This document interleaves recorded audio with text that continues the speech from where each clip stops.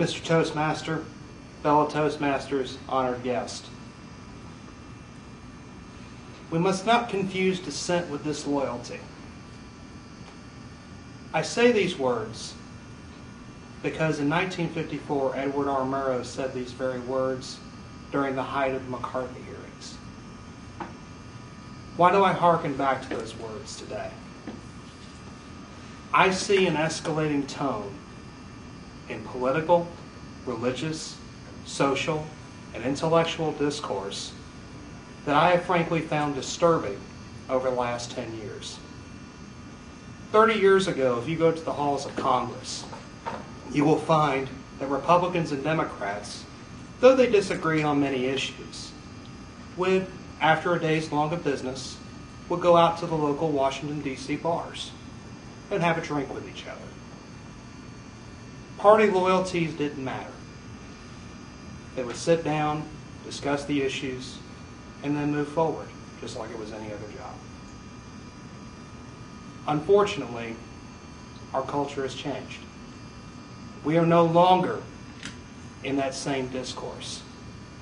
We now rather scream and yell rather than work as a cohesive unit to perpetuate a greater outcome. I say these words because I'm reminded of the significance of tomorrow. 8 years ago, a terrible tragedy happened to this country. We all remember where we were. I was studying law school in my first year at Florida State. I remember going up to the lounge and seeing about 50 people watching the Twin Towers burn. I also remember something else about that time.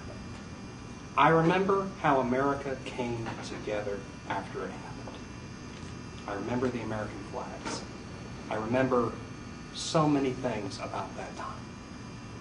I remember the cohesion that this country showed, the spirit that this country could be. That is the country that I love. That is the country I am proud to be a citizen of.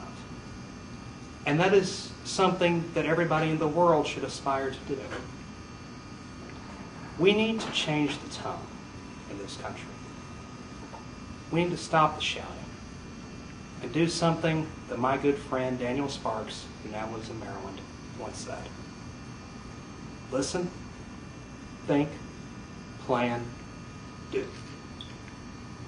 We need to emphasize the listening part, because in listening, we gain an idea of who we really are, and we can get back to the spirit of 9/12. Thank you.